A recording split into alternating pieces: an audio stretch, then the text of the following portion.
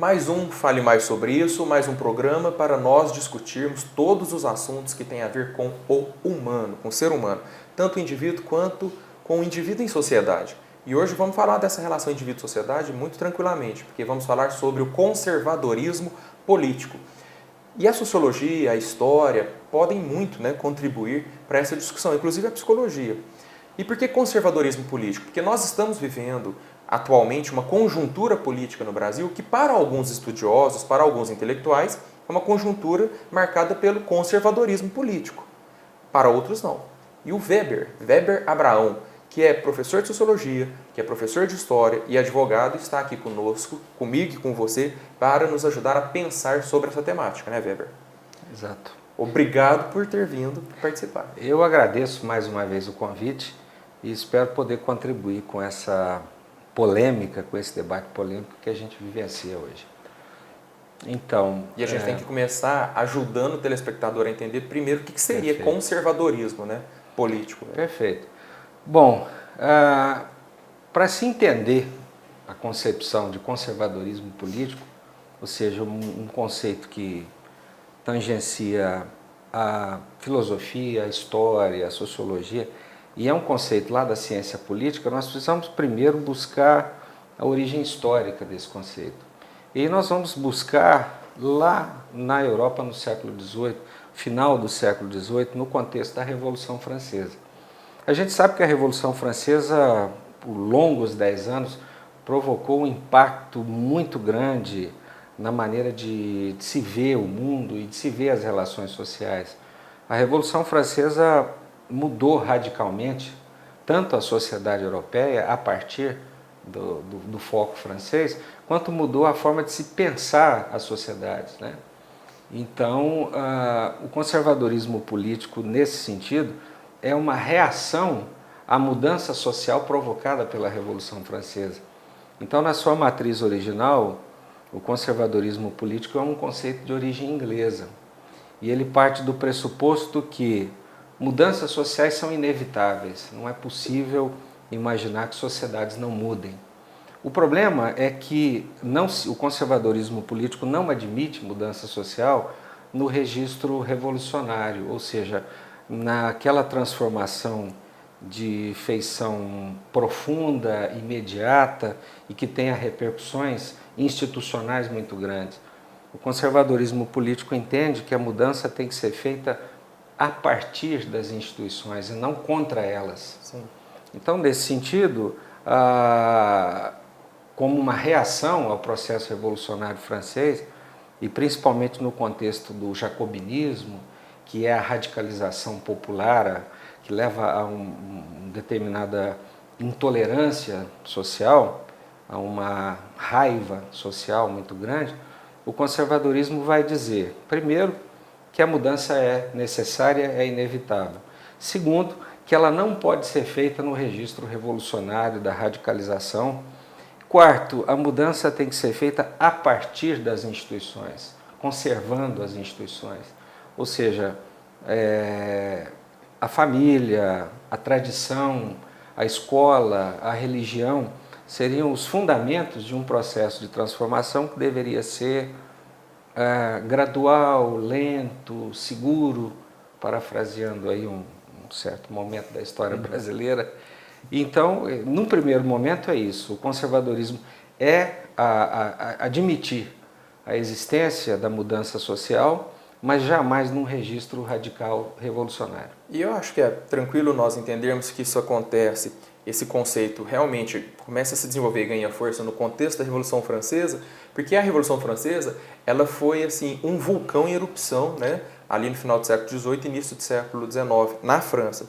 Porque você tem milhares de pessoas que começam a questionar toda uma estrutura, e não questionar apenas filosófica, política, ideologicamente, mas pegando em enxadas, indo para os centros das cidades, pegando em foices, decapitando parte da nobreza, de muita violência, o chamado terror. E com esse derramamento de sangue, que foi a Revolução Francesa também, gera reações conservadoras, né? É isso que suscita a possibilidade do surgimento do conceito de conservadorismo. Sem dúvida. Se a gente observa, por exemplo, no contexto da Revolução, os escritos de Robespierre, eles incitam a essa violência legítima, essa violência que busca uma mudança radical, intensa e profunda. São escritos que, se você for observar, têm um potencial revolucionário e têm uma força política muito grande, apesar de terem sido escritos aí há mais de 200 anos. Mas o importante é a gente perceber isso. O conservadorismo não é contra a mudança, ele é contra a velocidade, a intensidade e os sujeitos da mudança. Muito importante a gente perceber isso. Nesse sentido, o conservadorismo se confronta tanto com as concepções individualistas quanto com as concepções coletivistas. No sentido que o indivíduo que se desgarra, o indivíduo que se desloca, é aquele que nega a instituição por dentro, é aquele que não se adapta à família, à escola, à religião. Esse é um elemento a ser combatido. Da mesma maneira, na outra ponta, as propostas chamadas coletivistas, como por exemplo o socialismo, também são um incômodo para o pensamento conservador, porque são propostas de ruptura institucional profunda, são propostas de...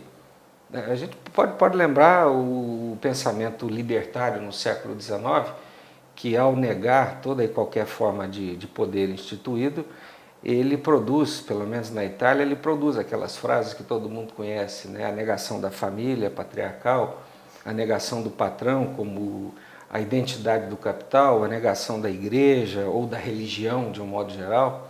Então, os movimentos coletivos e as ações individuais que buscam uma ruptura institucional incomodam profundamente o pensamento conservador. Porque grupos se acostumam com estruturas, grupos, classes se acostumam com condições e mudanças, às vezes, podem afetar esses interesses e esses grupos podem se colocar de forma contrária, não pode? O que a gente observa, não apenas no Brasil dos últimos anos, no Brasil contemporâneo, mas essa é uma articulação, uma mobilização em termos mundiais. Retomando o marco da Revolução Francesa, que define um modelo de sociedade não exatamente democrática, mas pelo menos uma sociedade liberal e que se define a partir da igualdade jurídica, o que a gente chama de princípio da isonomia. Se você articula isso ao desenvolvimento de um modelo norte-americano fundado, aí sim, né, na isonomia e na democracia, que são modelos que são exportados, por bem ou por mal, à força ou não, para o mundo todo. Então nós imaginamos o cenário no fazendo um salto histórico, no pós-Segunda Guerra, nós imaginamos um cenário, pelo menos para essas sociedades periféricas como as nossas, a emergência de identidades sociais, de necessidades sociais, de mobilizações sociais que pressionam o Estado, que se diz democrático e de direito, para que as suas demandas sejam contempladas. E nós temos demandas históricas no Brasil, nós temos demandas de 515 anos, a questão da terra, a questão, algumas mais recentes, mas nesse pacote todo, educação, saúde, enfim. As relações de gênero, as questões... Representatividade social, questão de gênero e etc. Então o que nós percebemos? À medida em que se consolida um modelo de sociedade democrática, um Estado democrático de direito, essas demandas sociais se tornam articuladas via de partidos políticos, via movimentos sociais, via de representatividades, e elas vão se capilarizando, vão se articulando e vão ocupando espaços, né? Vão ocupando espaços que até então não existiam e vão tornando essas demandas cada vez mais institucionalizadas. O que acontece do ponto de vista da institucionalização dessas demandas é que elas se tornam ações afirmativas, para usar uma linguagem da sociologia americana, elas se tornam ações afirmativas que acabam se transformando em lei.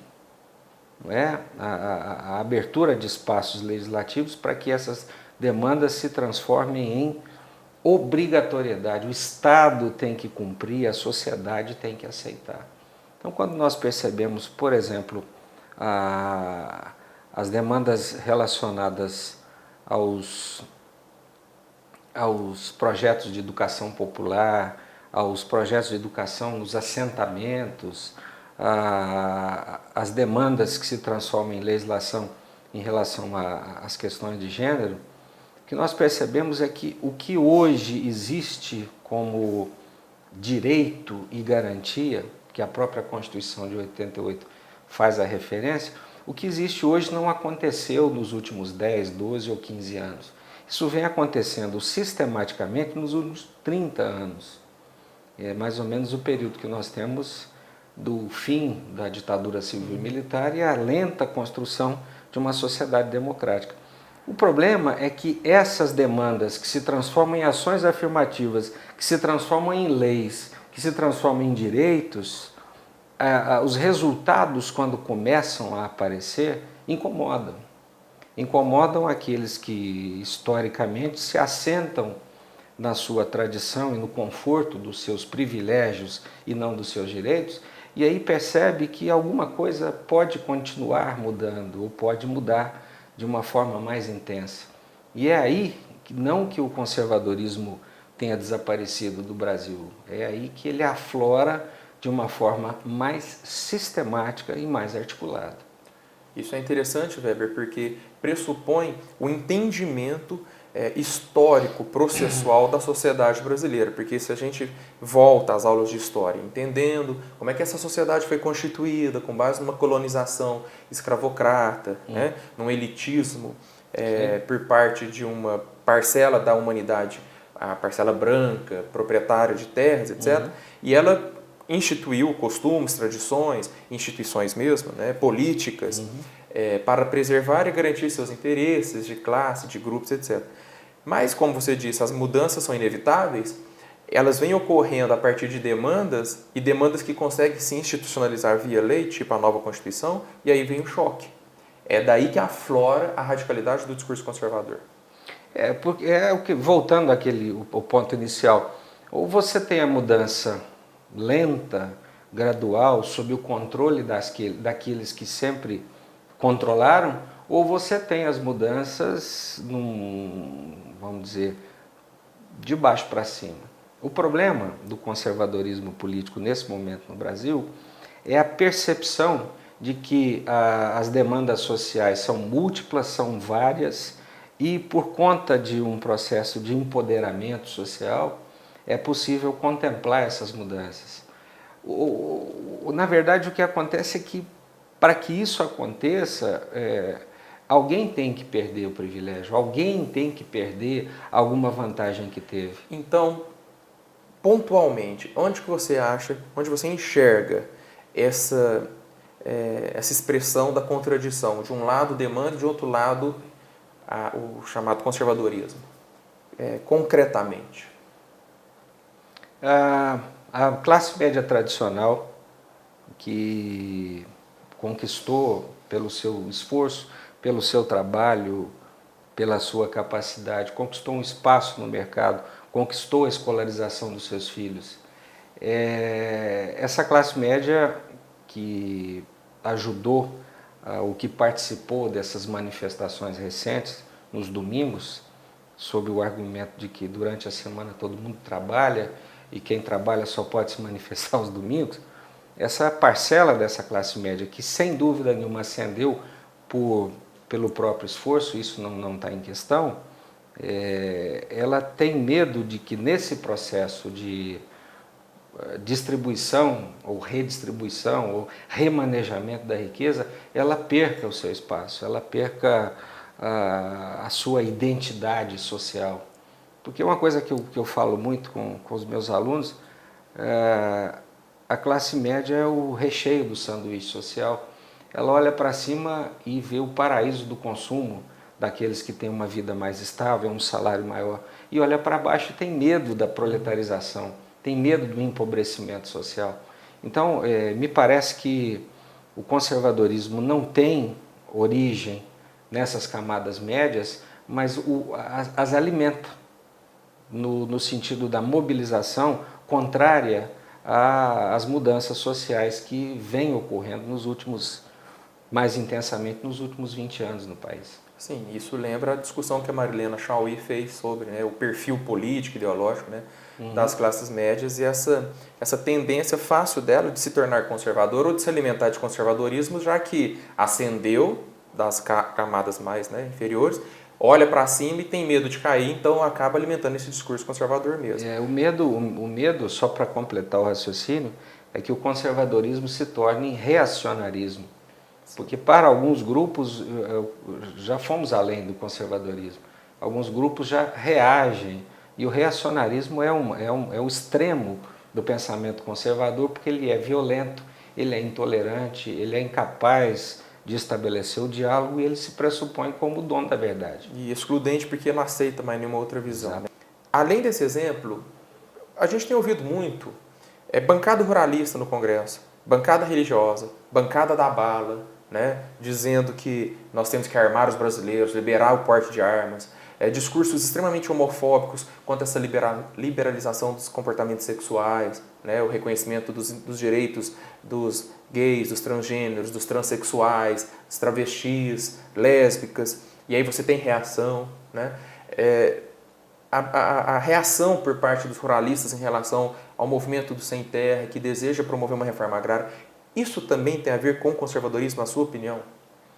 É a mais legítima expressão, se eu posso dizer assim, a mais legítima expressão do pensamento conservador, porque primeiro é a matriz geradora do que a gente pode chamar de representações sociais, ou seja, uma elaboração do que seria o senso comum a respeito dos comportamentos sociais válidos e dos comportamentos sociais que não são válidos. Então, no primeiro momento, esse discurso é a matriz do conservadorismo.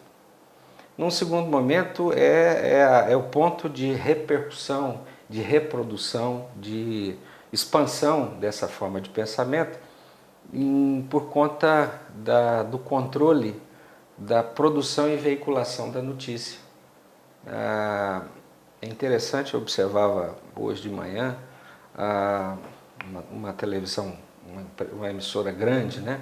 Ou uma grande emissora, não sei como é que a gente situa isso, noticiando que após a morte do brasileiro que ficou preso na Indonésia por tráfico, os países da região reagiram de uma forma muito enérgica contra essa política, inclusive uma grande parceira, a Austrália.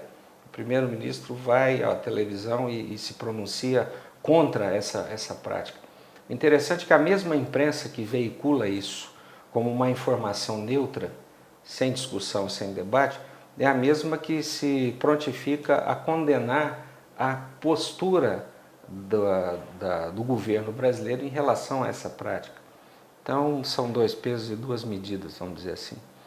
Em relação à bancada BBB, né, que representa hoje no Congresso, eu acho que o Congresso mais conservador que esse país vê nos últimos 40 anos, o Congresso mais retrógrado, mais abertamente manipulador dos últimos 40 anos, o que nós percebemos é o ecoar de um medo que certas camadas sociais expressam nessa preocupação de recuar socialmente. A redução da maioridade penal é um exemplo muito claro disso, porque nós sabemos isso e basta sair do senso comum, basta sair desse campo das representações sociais reproduzidas pela indústria cultural, basta sair daí para a gente perceber que a redução da maioridade penal não tem absolutamente nenhuma relação com redução de criminalidade. Isso aí em qualquer país, em qualquer lugar.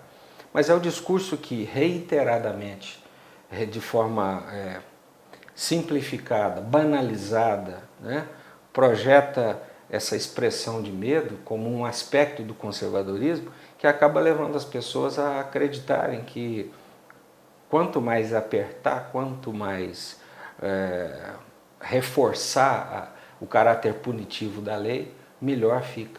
Isso no campo do direito a gente chama de direito penal do inimigo. O outro é visto como inimigo.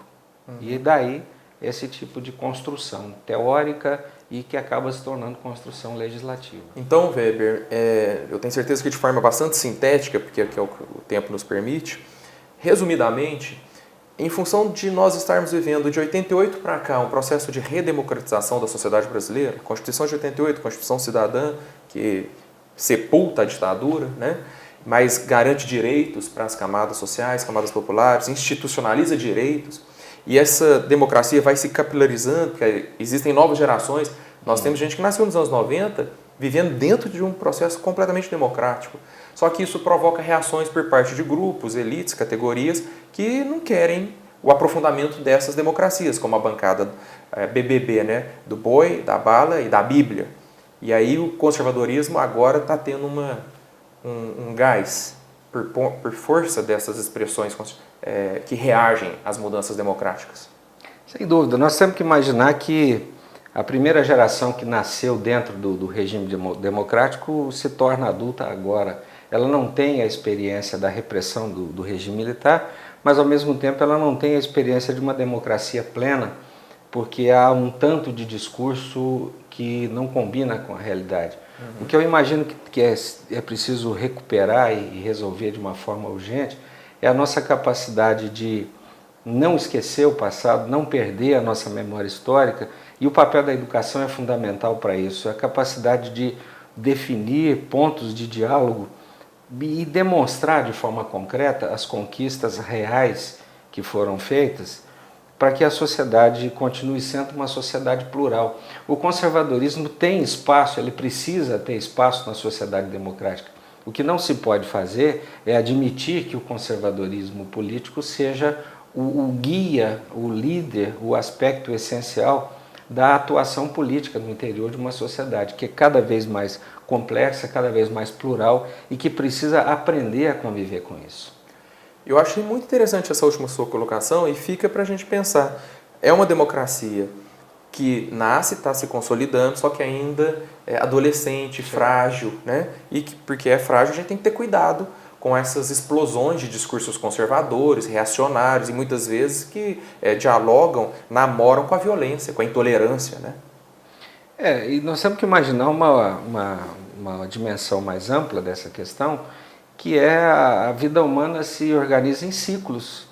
Nós temos ciclos de expansão e ciclos de contração. Eu posso imaginar que a insistência do pensamento conservador seja a reação, seja a expressão de uma reação a uma sociedade que se abriu, se pluralizou muito nos últimos 30 anos. O que eu entendo é que o pano de fundo dessas contrações e ampliações o pano de fundo tem que ser a sociedade democrática, a sociedade plural, a sociedade aberta, a sociedade do diálogo.